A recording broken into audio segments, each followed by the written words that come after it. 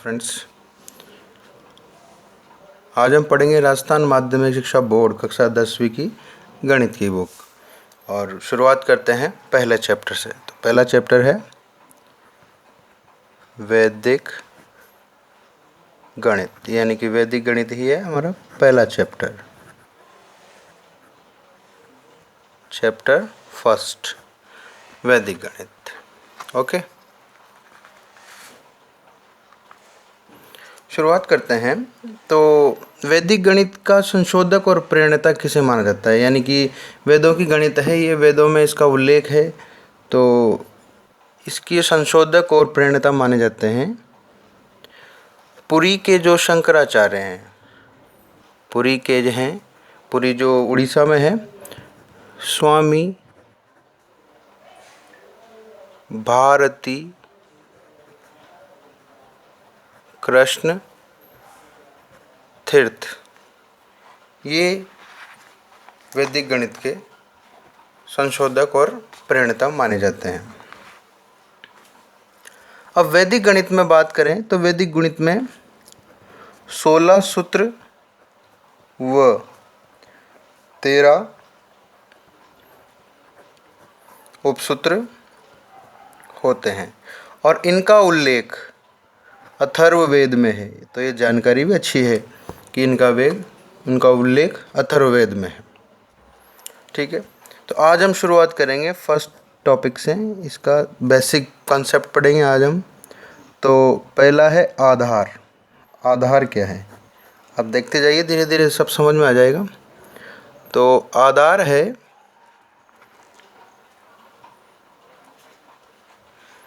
आधार को हम 10 लेते हैं या 100 लेते हैं या 1000, ऐसे हमारी संख्या के अनुसार डिसाइड किया जाता है आधार को।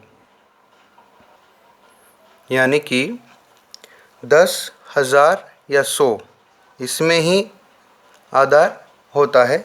और अगर संख्या आगे बढ़ी है तो वो इसके अनुसार आगे 10,000, 1,00,000 तक बढ़ता जाता है। पर जनरली हमारे पूरे जो सवाल हैं वो इन तीनों पर ही सॉल्व हो जाएंगे। अब जैसे कैसे कि कोई संख्या है 9, तो किसके नज़दीक है, 10 के नज़दीक, तो 9 का आधार क्या हो जाएगा, 10।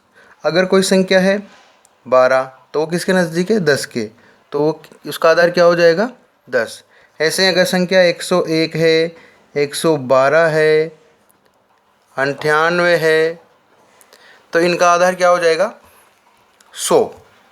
ओके, अब अगर आप सोच रहे हैं कि इनके बीच की संख्या जैसे 25 है, 26 है, 85 है, तो इनका क्या होगा, इनका आधार क्या होगा, तो इनका आधार भी 10 ही होता है। और जैसे अगर 200 आ जाए और 400 आ जाए, 500 आ जाए, तो उनका आधार भी 100 ही होगा।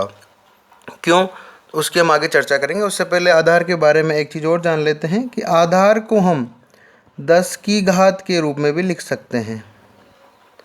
10 की घात के रूप में लिख सकते हैं, यानी कि हम कह सकते हैं कि आधार 10 की घात में होता है। जैसे यहाँ पर 10 की घात 1, 10 की घात 2, 10 की घात 3, ऐसे लिख सकते हैं। आपको समझ में आ रहा होगा, आई थिंक। कोशिश करते रहें, धीरे धीरे आ जाएगा। आगे पढ़ते हैं, उपाधार।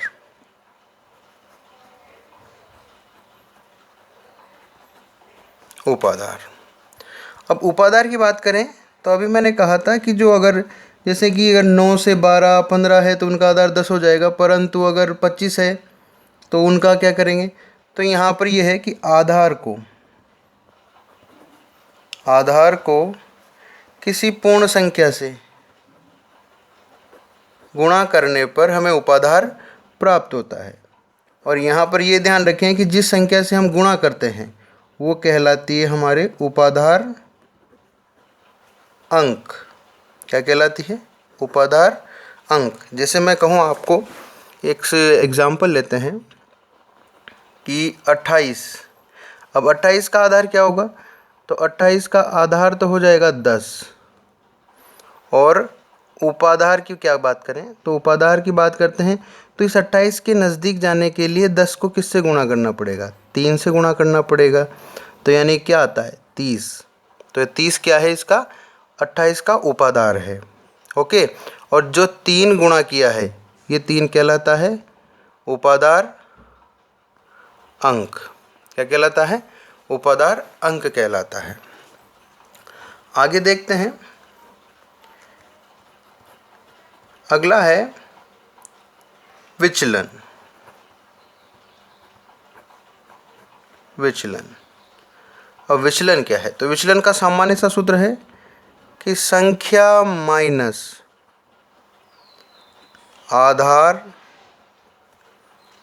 या उपाधार।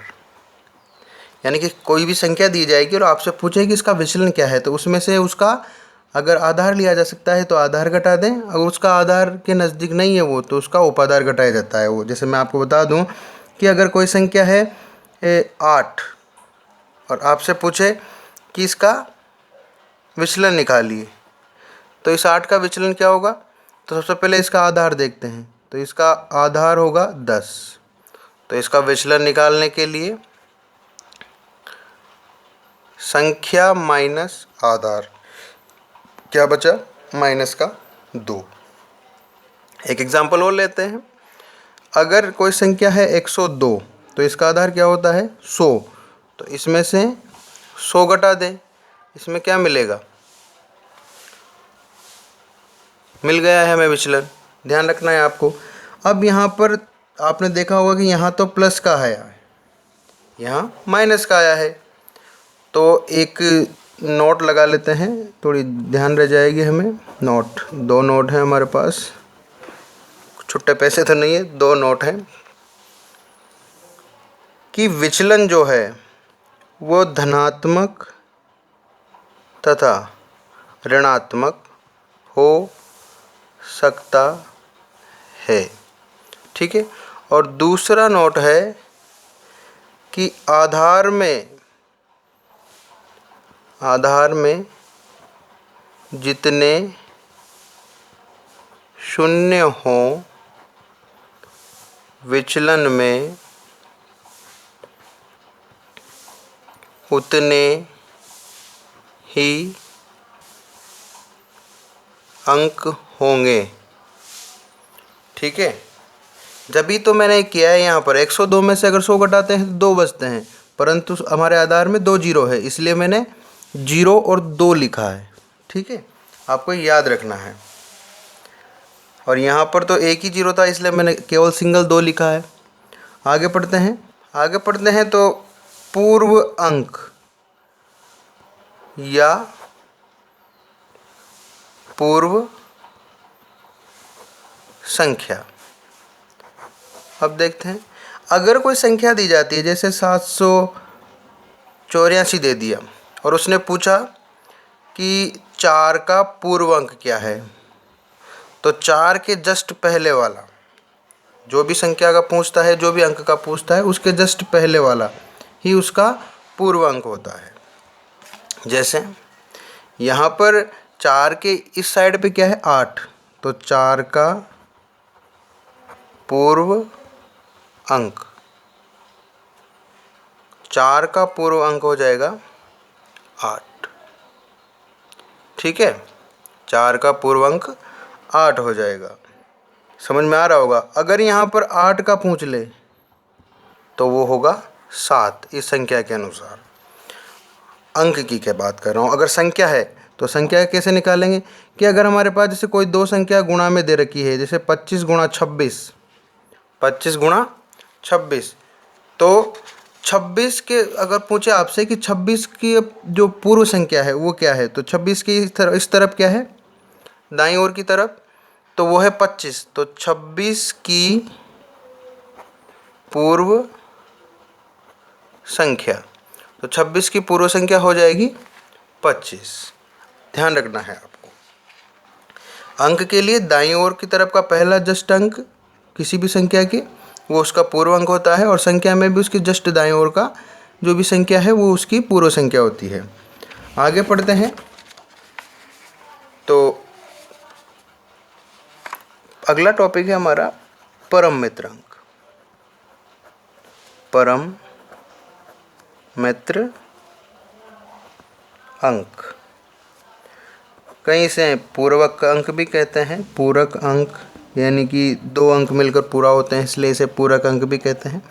परम मित्र यानी कि ये बेस्ट फ्रेंड नंबर कह सकते हो आप इसे। बेस्ट फ्रेंड, किसका बेस्ट फ्रेंड कौन है? तो अगर परिभाषा के रूप में मैं बताऊं आपको तो ये वे 2 अंक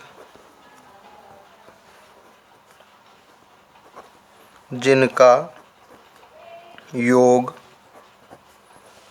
10 हो, एक दूसरे के परम मित्र अंक कहलाते हैं। जैसे अंक 0 से लेकर 9 तक होते हैं, तो 0 को तो हम यहाँ काउंट ही नहीं करेंगे कि 0 में अगर क्या जोड़ेंगे, 10 जोड़ेंगे, तो 10 जोड़ेंगे, 10 तो संख्या है ही सही, तो अंक तो आएगा ही नहीं। तो हमेशा 1 से लेकर 9 तक के ही परम मित्र अंक देखे जाते हैं। अब यहाँ पर देख लेते हैं कि 1 में क्या जोड़ें कि 10 आ जाए, तो 9। तो 1 का परम मित्र क्या होगा? 9। और 9 का परम मित्र 1। 2 का क्या होगा? 8 होगा। और 8 का परम मित्र क्या होगा? 2। 3 का परम मित्र क्या होगा? 7। और 7 का परम मित्र क्या होगा? 3। 4 का परम मित्र क्या होगा? 6। और 6 का परम मित्र 4। और 5 का तो 5 ही होता है। ध्यान रखना है आपको, आगे सवालों में काम आएंगे ये। आगे पढ़ते हैं। उससे पहले मैं आपको बता दूं कि जो 10 है उसे पूर्ण संख्या भी कहते हैं,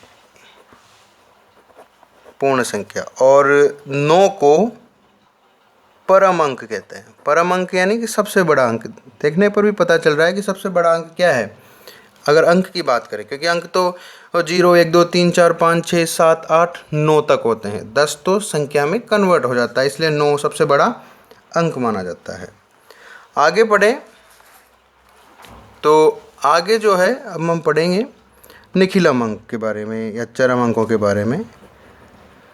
चरम अंक या निखिलम अंक, इनके बारे में पढ़ेंगे। तो जब भी कोई संख्या दी जाएगी, इनका निर्धारण हमारी इच्छा के अनुसार होगा, सवाल की कंडीशन के अनुसार होगा कि हमें क्या चाहिए। ठीक है, तो अगर कोई संख्या है कि 757 या 56 ले लेते हैं, तो उसमें ये हमेशा ध्यान रखना है कि ये तो नियम ही है कि इकाई से स्पष्ट अंक, इकाई की तरफ से ही देखना है, ये रहेगा अंतिम जो है वो उसका चरम अंक होगा। चरम अंक होगा। अगर आपने चरम अंक केवल 1 ही लिया है, जैसे कि ये मैंने दिखाई दे रहा है 6 ही लिया है, मैंने 56 नहीं लिया है, तो जो बचता है यानी 75 बच चुके हैं यहाँ पर 7 और 5, तो ये कहलाते हैं निखिलम अंक। ओके।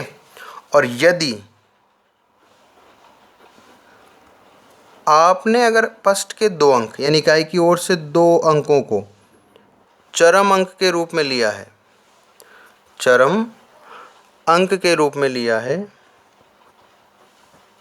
तो फिर जो बचेगा, 1 बचे या 2 बचे या 4 बचे, वो सवाल की डिमांड है, वो कहलाता है निखिलम अंक।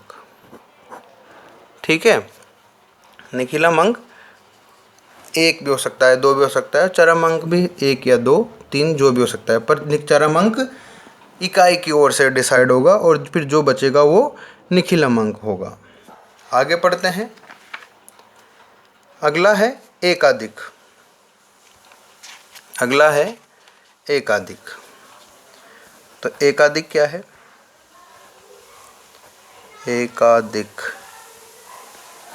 एकाधिक का मतलब है एक अधिक। सवाल से ही पता लग रहा है, इसका शब्द से ही, एक अधिक। इसका चिन्ह क्या होता है? इसका चिन्ह होता है एक डॉट, सिंगल डॉट। और यहाँ पर याद रखना कि एकाधिक को अंकों के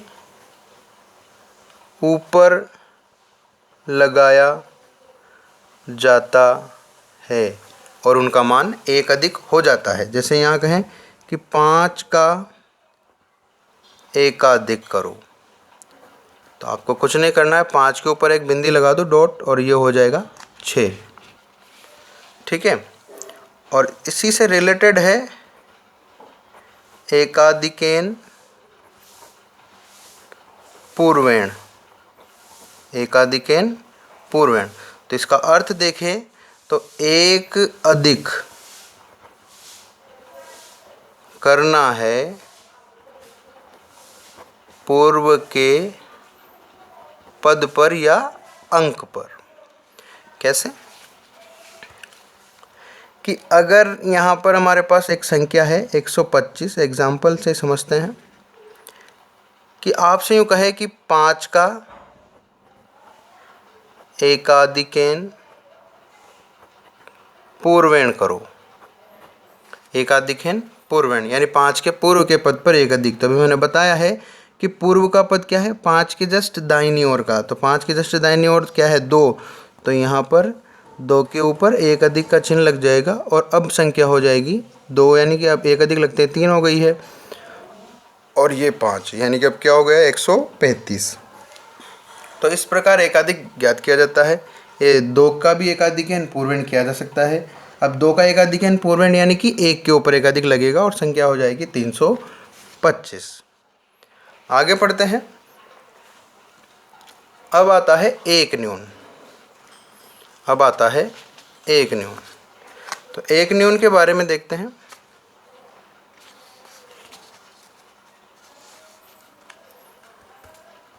एक न्यूनेन। एक न्यूनेन। एक न्यूनेन का मतलब होता है एक कम। एक कम करना है। इसका भी चिन्ह बिंदु ही होता है, एक डॉट होता है। और यहाँ पर ये ध्यान रखना है कि इसे अंकों के नीचे लगाते हैं। इसे अंकों के नीचे लगाते हैं। जैसे अगर मैं आपको बताऊं कि 6 का एक न्यूनेन कीजिए, तो 6 का एक न्यूनेन यानी कि 6 के नीचे एक डॉट लगा दीजिए और ये हो जाएगा 5, यानी कि 6 में से एक कम कर दीजिए, जिसमें हो गया ये 5 और हो गया एक न्यूनेन। अब जैसे एकाधिकेन पूर्वेण पढ़ा था, ऐसे ही एक न्यूनेन पूर्वेण भी होता है। देखिए वैदिक गणित की बेसिक क्लास है, इसलिए इसको ध्यान से देखना है। इसे पूरा देखने पर ही आगे हम सवाल को इजीली कर पाएंगे। तो एक कम करना है पूर्व के पद पर, यानी कि अंक पर, कोई सा भी हो सकता है वो। तो जैसे वहाँ पर एग्जाम्पल लिया था, हम यहाँ पर ले लेते हैं 346। और अगर कोई पूछे आपसे इस संख्या में, कोई सी भी संख्या हो सकती है आपके लिए, ज़रूरी नहीं है, मैं तो केवल एक एग्जाम्पल ले रहा हूँ कि 6 का एक न्यून कीजिए, एक न्यूनेन कीजिए। और एक न्यूनेन तो यानी कि 6 का खुद का होगा, हम पढ़ रहे हैं एक न्यूनेन पूर्वेण। एक न्यूनेन पूर्वेण, तो ये हो जाएगा 3 और 4 के नीचे लगाना पड़ेगा। 6 के पूर्व में क्या है 4, तो अब हो जाएगा 336, क्योंकि 4 का एक न्यूनेन हो चुका है। आगे पढ़ते हैं। अंतिम आज का थोड़ा, तो ये हो जाएगा विनकूलम संख्या। विनकूलम संख्या। विनकूलम संख्या ये ऋणात्मक संख्या होती है। ऋणात्मक संख्या होती है। ऋणात्मक संख्या होती है और ऋणात्मक संख्या के ऊपर, ऋणात्मक संख्या के ऊपर एक छोटी रेखा लगाने पर प्राप्त होती है। एक छोटी सी रेखा होती है और संख्या के ऊपर लगाने पर प्राप्त होती है। जैसे अगर मेरे पास -3 है, तो मुझे इसे विनकूलम में बदलना है, तो इस माइनस को हटाकर 3 के ऊपर छोटी रेखा लगा दूंगा। जैसे हम पहले बार लगाते थे, रेखा बंधनी लगाते थे, वैसा ही कुछ है। पर ये बार और रेखा बंधनी बिल्कुल नहीं है। बस ये माइनस को हटाकर उसे संख्या को प्लस जैसा दिखाने के लिए ये ऊपर बार लगा दिया जाता है, पर फिर भी संख्या की वैल्यू माइनस की ही होती है। ठीक है, ध्यान रखना है, आपको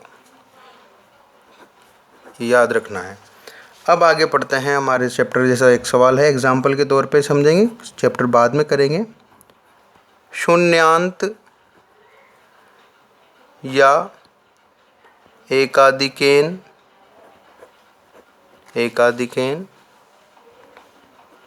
पूर्वेण द्वारा योग।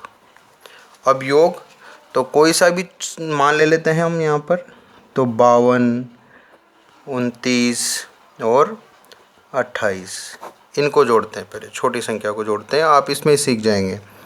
तो यहाँ पर वही मैटर है कि जैसे परम मित्र अंक में योग 10 करना रहता है, तो यहाँ पर हम पहले की जैसे जो पहले करते थे, हासिल का सवाल बिल्कुल नहीं करना है, हासिल हमें बिल्कुल नहीं लगाना है।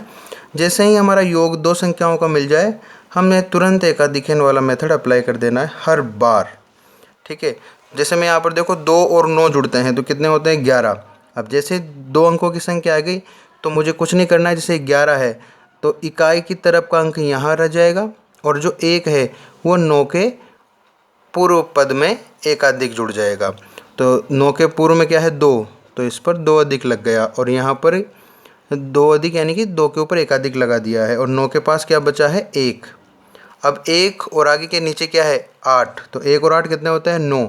अब 2 अंक तो हुए नहीं है यहाँ पर, तो मैं एकाधिक तो लगा नहीं सकता, तो इसे 9 का 9 यहाँ लिख दिया।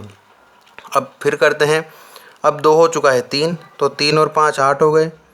अब 2 अंक नहीं हुए हैं तो आगे फिर जोड़ेंगे, 8 और 2 10, तो 10 होते हैं। यहाँ 0 बच जाएगा और एक अधिक आगे लग जाएगा। आगे कोई अंक है नहीं, इसलिए 0 लगाकर एक अधिक लगा दिया जाता है, तो 0 बच गया, और 0 और 1 कितना हो गया, 1।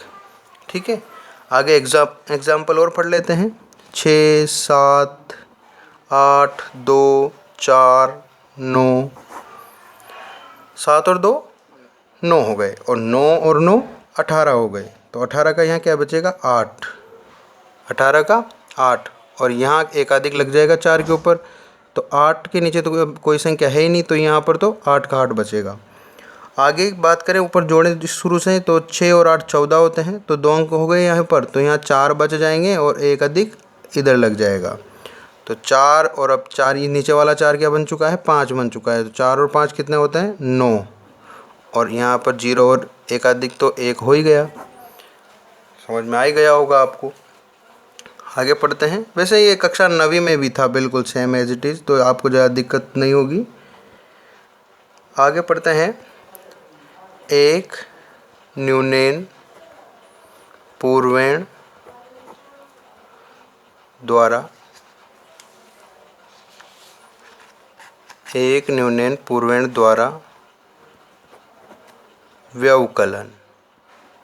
व्यवकलन यानी कि घटाव।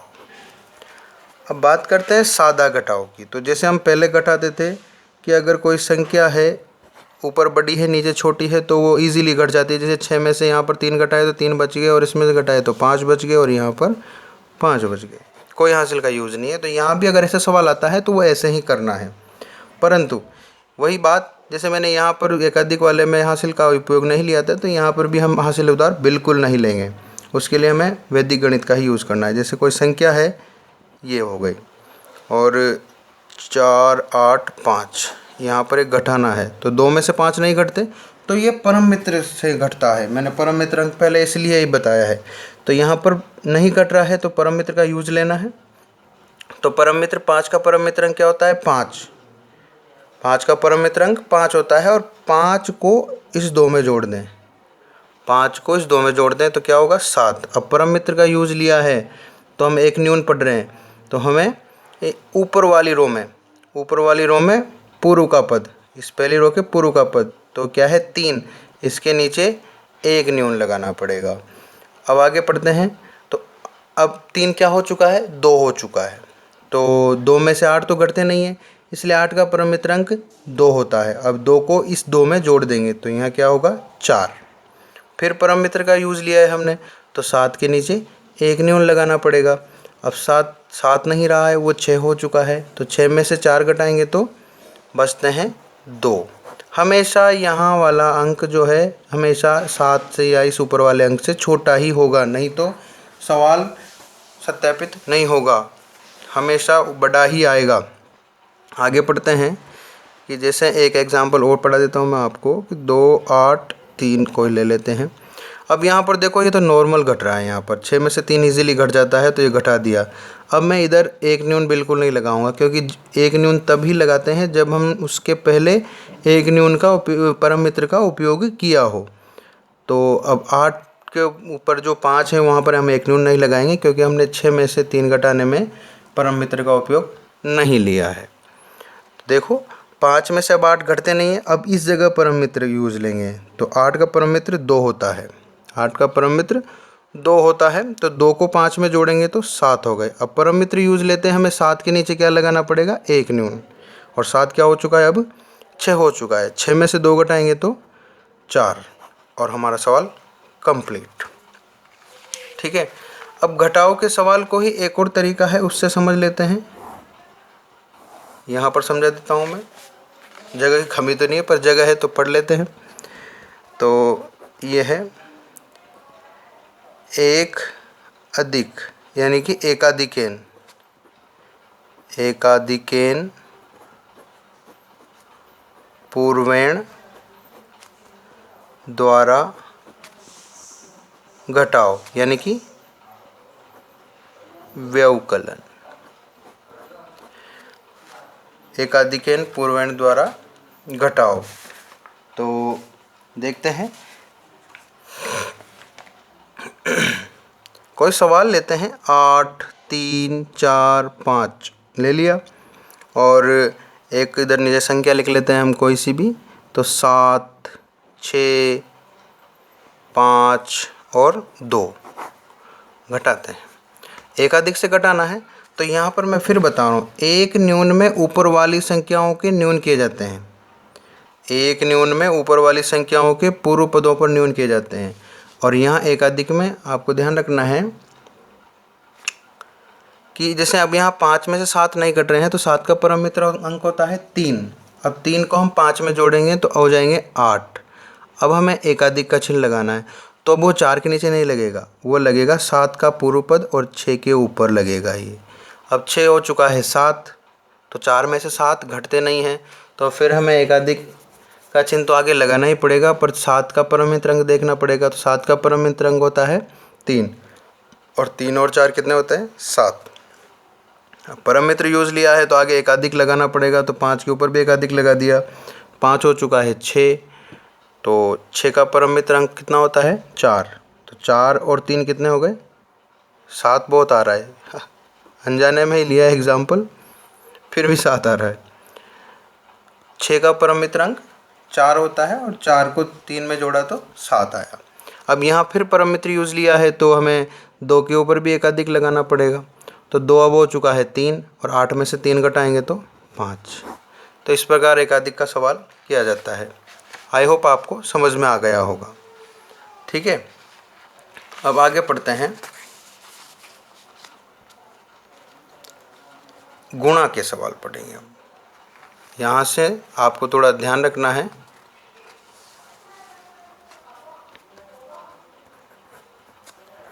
पहला है एकाधिकेन पूर्वेण द्वारा गुणा, एकाधिकेन पूर्वेण द्वारा गुणा। तो यहाँ पर इसकी पहले कुछ शर्तें हैं, तो शर्तें देख लेते हैं। फर्स्ट शर्त है कि चरम अंकों का योग, चरम अंकों का योग आधार हो, या यदि चरम अंक ईयरफोन का उपयोग करें आप पढ़ते टाइम पे, तो अच्छी तरह से आपको समझ में आएगा, आपका ध्यान किधर भी भंग नहीं होगा। चरम अंक भिन्न के रूप में हो या दशमलव में हो तो उनका योग 1 होना चाहिए, 1 होना चाहिए। दूसरी शर्त यह है कि दोनों संख्याओं के, दो संख्याओं के गुणा पढ़ेंगे हम, तो दोनों संख्याओं के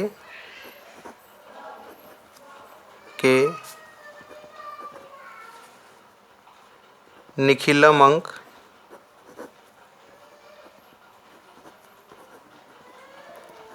समान हो। ये दोनों शर्तें पूर्ण होने पर ही एकाधिकन पूर्वेण द्वारा गुणा हो पाएगा। अब इसका सूत्र देख लेते हैं।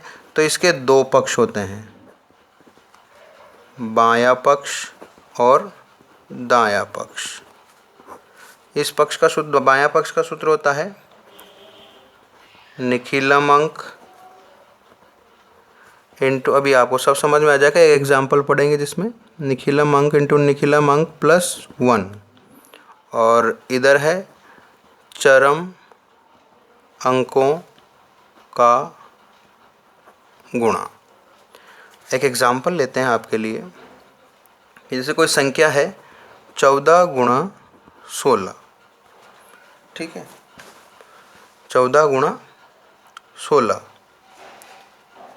तो देखिएगा यहाँ पर चरम अंक दोनों संख्याओं के क्या क्या हैं, 4 हैं और 6 हैं। तो हमारी पहली शर्त क्या है, चरम अंकों का योग। तो 4 और 6 जुड़ते हैं तो कितने आते हैं, 10, यानी कि आधार हमें प्राप्त हो रहा है। तो पहली शर्त तो संतुष्ट हो चुकी है। और निखिलम अंक समान होने चाहिए, निखिलम अंक, तो निखिलम अंक 4 के बाद में निखिलम अंक 1 बचता है, और यहाँ पर भी 6 के बाद में निखिलम अंक 1 बचता है। तो दोनों के पास निखिलम अंक 1 ही है और वो समान है, यानी कि इस मेथड से ये सवाल हो सकता है। तो अब देखिए सवाल करते हैं, बायां पक्ष और दायां पक्ष। निखिलम अंक यानी कि निखिलम अंक 1, सूत्र लिख देता हूँ मैं पहले आपके लिए, निखिलम अंक इंटू निखिलम अंक प्लस 1, और यहाँ पर हो जाएगा चरम अंकों का गुणा, ठीक है। तो निखिलम अंक 1 इंटू 1 प्लस 1, और चरम अंकों का गुणा 4 इंटू 6। तो 1 इंटू ये तो 2 हो जाएगा, 1 और 1 2 हो गए, और 6 चौक 24, 24 हो गए। तो यहाँ पर 2 और इधर 24। कुछ नहीं करना आपको, बीच का जो स्लैश है वो उसे हटा देते हैं और ये आपका आंसर कंप्लीट हो जाता है। तो ये एकाधिकन पूर्वेण द्वारा गुणा है। फिर समझा देता हूँ, निखिलम अंक इंटू निखिलम अंक प्लस 1 इसका सूत्र है, चरम अंकों का गुणा है दायां पक्ष में, और इसकी दो शर्तें हैं, चरम अंकों का योग आधार होना चाहिए, और चरम अंक अगर दशमलव में है और भिन्न में है तो उनका योग, जैसे आपके सवाल में भी है, प्रश्नावली में भिन्न में दे रखे हैं आपको, तो उनका योग 1 होना चाहिए, तब ही सवाल होंगे, ठीक है। यदि निखिलम अंक समान नहीं है तो तब भी सवाल बिल्कुल नहीं होगा, यानी कि दोनों शर्तें पूर्ण रहेगी तब भी ये सवाल होगा। एग्जाम्पल अभी मैंने बताया है, निखिलम अंक 1 1 है, चरम अंकों का योग 10 हो रहा है, और सूत्र में मान रखते हैं, आंसर मिल जाएगा। आगे पढ़ते हैं, एक न्यूनैन पूर्वेण द्वारा गुणा, एक न्यूनैन पूर्वेण द्वारा गुणा। अगला है एक न्यूनैन पूर्वेण द्वारा गुणा, एक न्यूनैन पूर्वेण द्वारा गुणा। तो देखिए इसकी भी कुछ शर्त है, इससे सवाल करने के लिए दो संख्याओं का गुणा करेंगे तो दोनों संख्याओं में से एक संख्या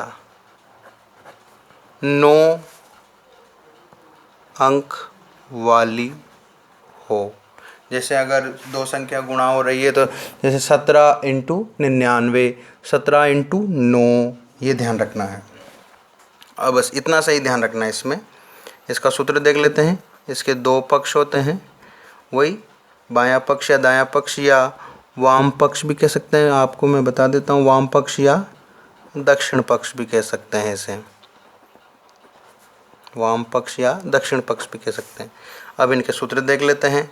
तो यहाँ पर कोई भी दो संख्या गुणा रहेगी हमारे पास, जैसे 17 गुणा 99, 17 गुणा 99।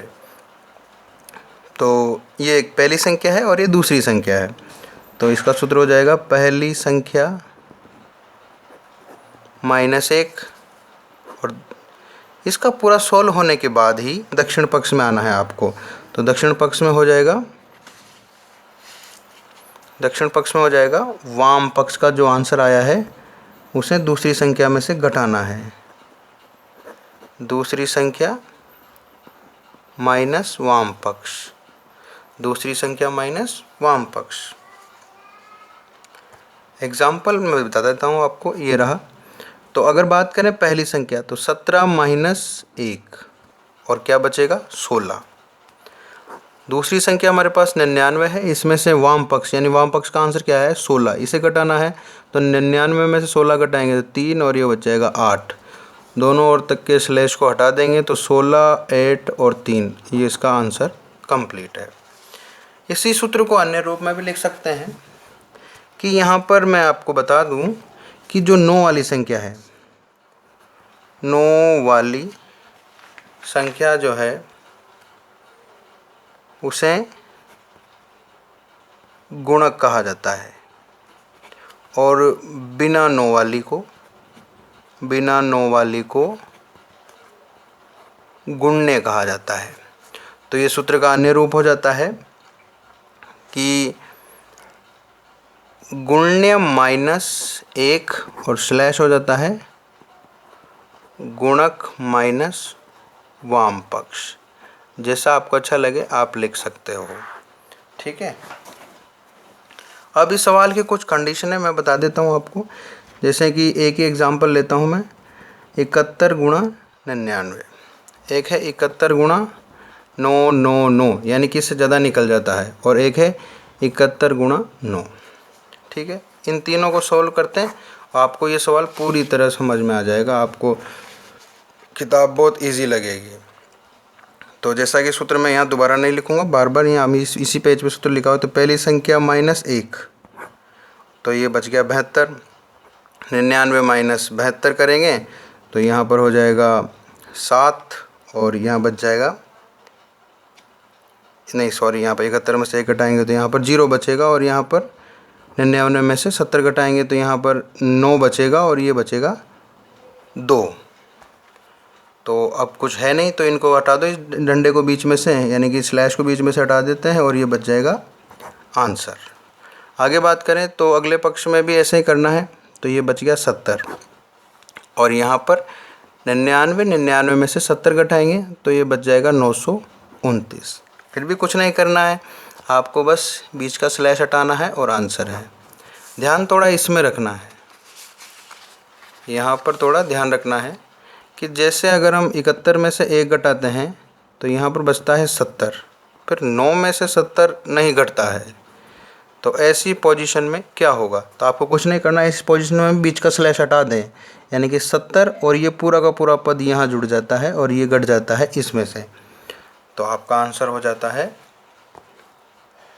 639, यानी 9 में से गए और 10 में से 7 गए 3 और 1 बच गया 6, ये इसका आंसर हो जाता है। ठीक है, आप समझ गए होंगे। ठीक है, बाकी हम कल पढ़ेंगे।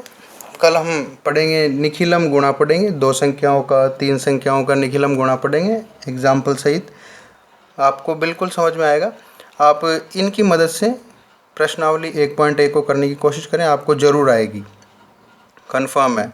फिर मैं बाद में 1.1 को बताऊंगा इसे ही। कल हम निखिलम पढ़ेंगे, निखिलम गुणा 2 संख्याओं का 3 संख्याओं का आधार विधि से उपाधार विधि से। ठीक है, आपको अच्छा लगा है वीडियो और लेक्चर अच्छा लगा है तो लाइक करें, शेयर करें और चैनल को सब्सक्राइब करना बिल्कुल ना भूलें। ताकि जब भी मैं आपको ऐसी वीडियो डालूँ तो आपको ज़रूर मिले और आपको हेल्पफुल लगे ये बिल्कुल आपके लिए। धन्यवाद। जय हिंद, जय भारत।